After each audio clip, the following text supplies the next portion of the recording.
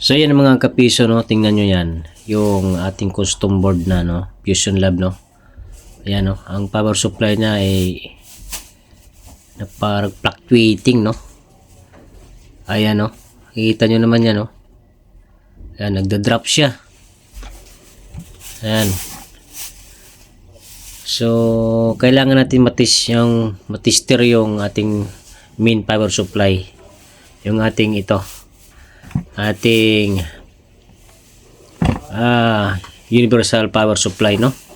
So itatry natin yan mga idol, testing natin yan, tester natin para makuha natin ang reading yan, kung ano na ang reading nya.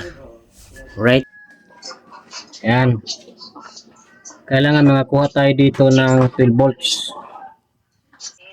So yung reading nya ay 5.5 lang.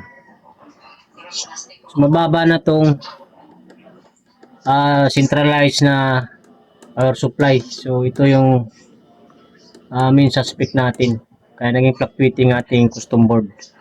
So gawa natin ang paraan yan. So update tayo.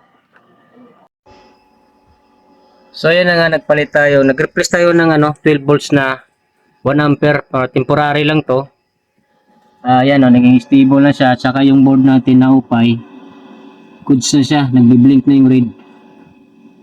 Yan, kanina walang blink dyan. So okay na. So ang issue nito ay ito. So kailangan natin mapapalitan to ng centralized na power supply. Kahit ano lang, ganito lang, basta naka 5 ampere na 12 volts. So try tayo mag access natin yung portal. So try natin yung kasi nilagay na natin ng temporary na power supply.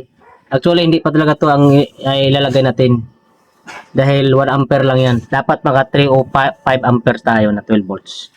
So try natin.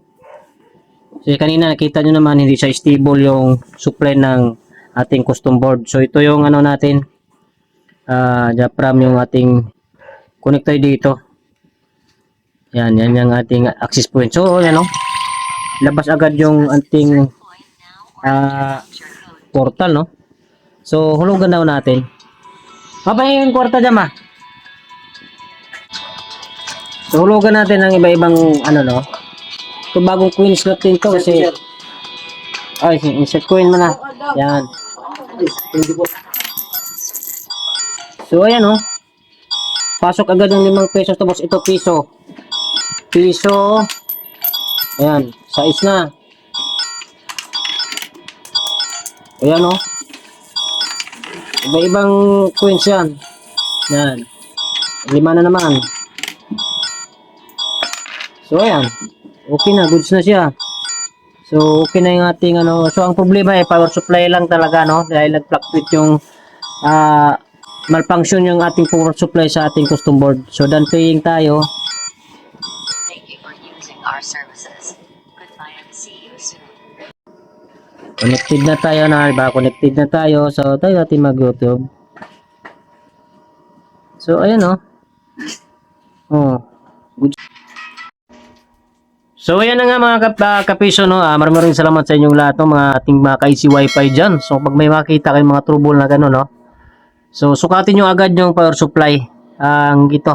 Kung anong power supply na ginagamit yung universal power supply. So kung ganyan kayong gumagamit, so kung anong power supply na gamit pag ganyan mga fluctuate na mga sa ating mga custom board, sukatin nyo agad to para malalaman natin ang problema. Doon pa lang makita na agad natin na ito ang may problema na power supply. So kailangan talaga palitan to. So ang ginamit natin dito ngayon ay temporary lang to, dahil 1 ampere lang to, 1 ampere lang. Hindi pa nga nilagyan to ng queen lead, bagong dito, queen slot, dahil dinala lang to dito ng ating suki, sa CEG, dahil problema nga daw niya to. So ayun, solve na yung niya, problema, yung issue natin, dahil nagkakaproblema na raw siya sa ilang araw na yung troubleshoot na to, kaya dinala niya dito. Alright, so ang problema ay power supply lang. Yan, power supply. Yan, kailangan mapapalitan to. Kahit anong ilalagay dyan, basta naka 3 or 5 amperes. Alright, maraming salamat sa inyong lahat. Bye-bye.